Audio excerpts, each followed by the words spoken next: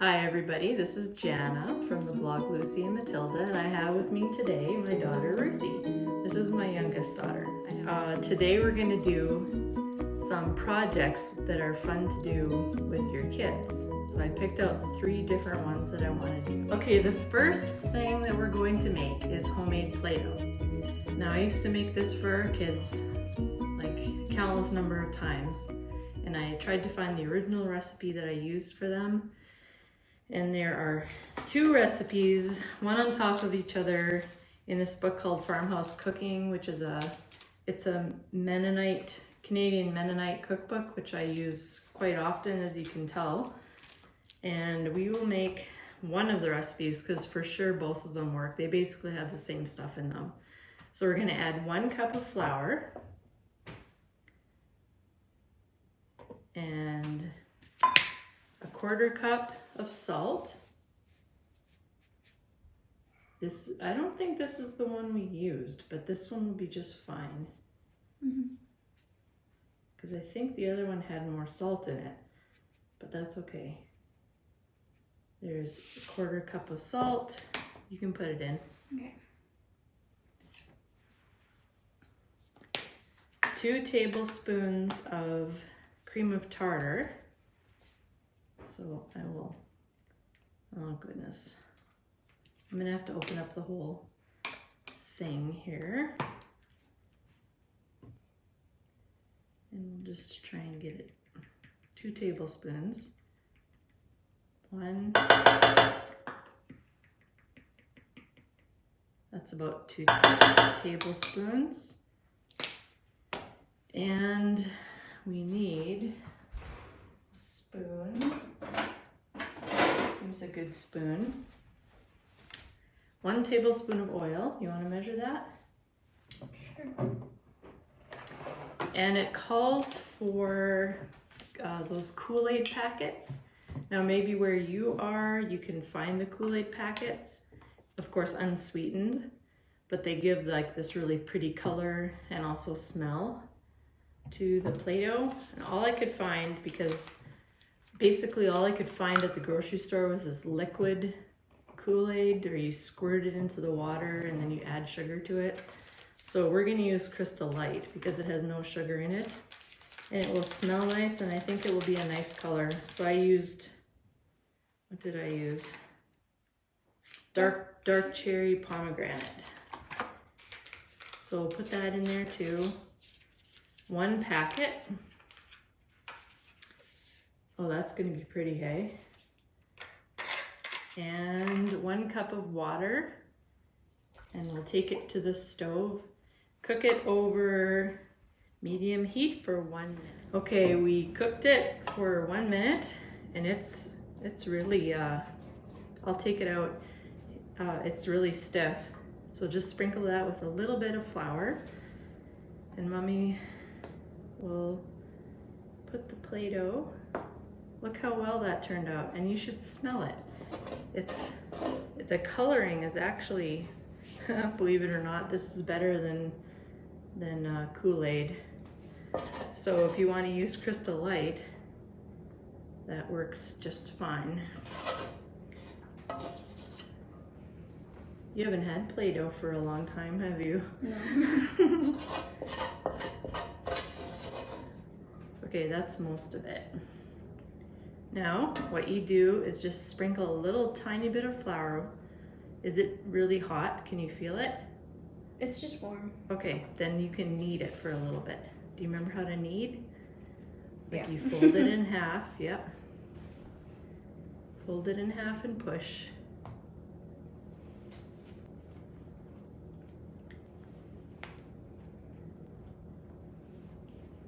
That looks great. That's going to be fun to play with for a little while. You're never too old to play with Play-Doh. Right, Ruthie? Nope. Okay, so on to the next thing. This next project we're going to do is a garland for your kid's bedroom to hang on the wall. So basically what you do is you take some fabric. This is what I did. I took some fabric, I snipped along one edge about an inch, and then I tore it the rest of the way across, and it will tear in a straight line. So what you'll end up with is probably, depending on which way you tear it, you'll end up with like 36 to 45 inch strips. And what I did was I cut them in half. So just eyeballing this, it's about 18 inches. So I made a bunch of these strips, and then I bought some really cool wooden beads from Michael's, but I'm sure you can get these on Amazon too. And what we're going to do is this. We found the center of our garland string. So we found the center just by folding the string in half. This is like a hemp string.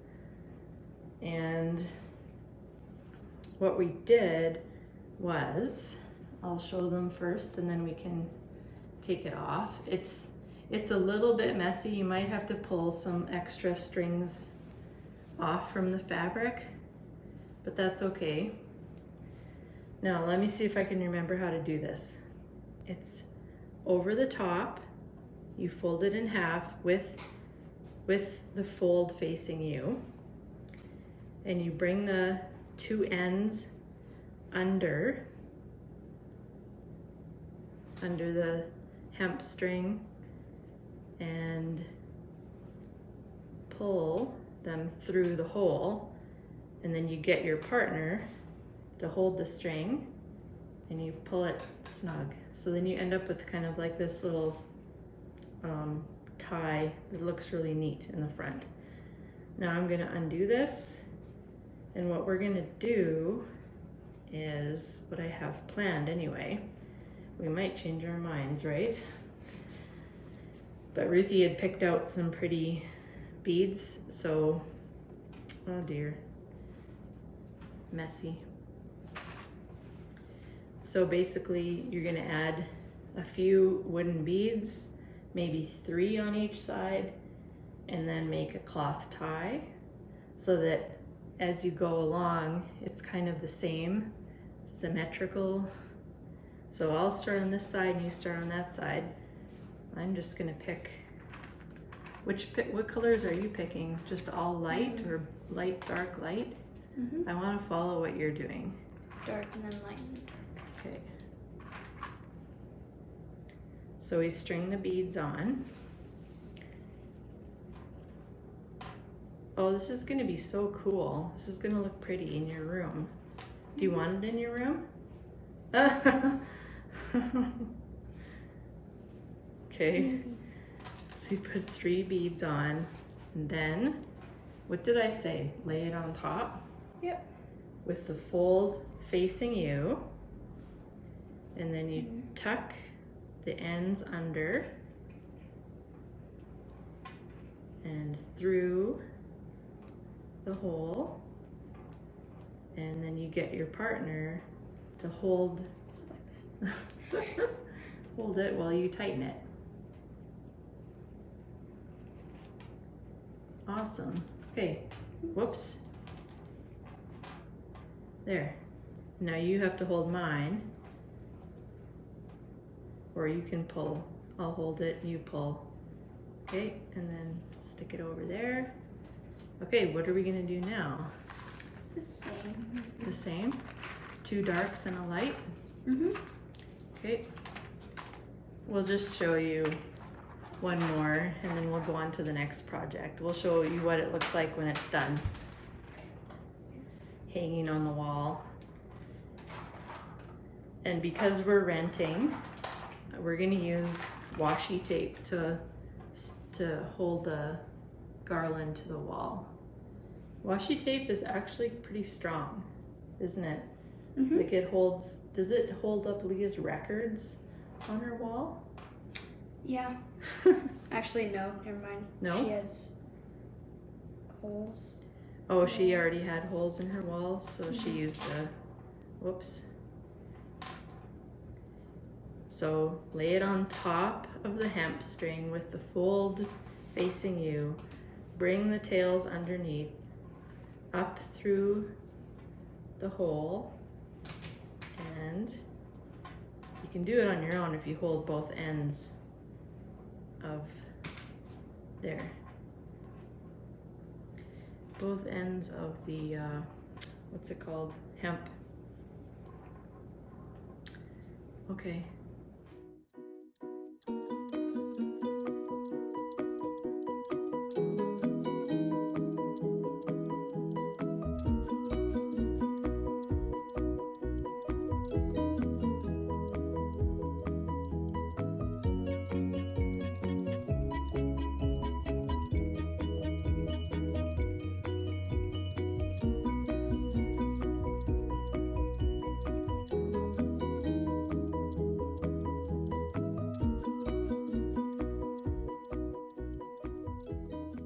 There we go. That's our garland. It looks really cool on the wall. Okay, so what you need to get is some yarn and some scissors. So first what you need to do is you need to tie a knot like that, and then you need to put your finger through the end that is attached to the yarn ball and not the one that is not attached. Go like that, and then you put it over your finger like that, and then this is the one that you first had, and then you take it off, and then you get that one. So you keep on going like that for however long you want to. Okay, you can stop whenever you like, but I'm going to stop now. So when you're done, you grab your scissors and you cut off how long you like it to be, and then the loophole, you put your string through the loophole, and then you just tie it. And that's how to finger knit. Okay, thanks a lot for coming by, and I hope you enjoyed some tips on keeping your kids happy, and thanks for coming along and welcoming Ruthie in with this video. If you like this kind of content, hit the subscribe button and the thumbs up for me, and we'll see you again next time. Bye-bye.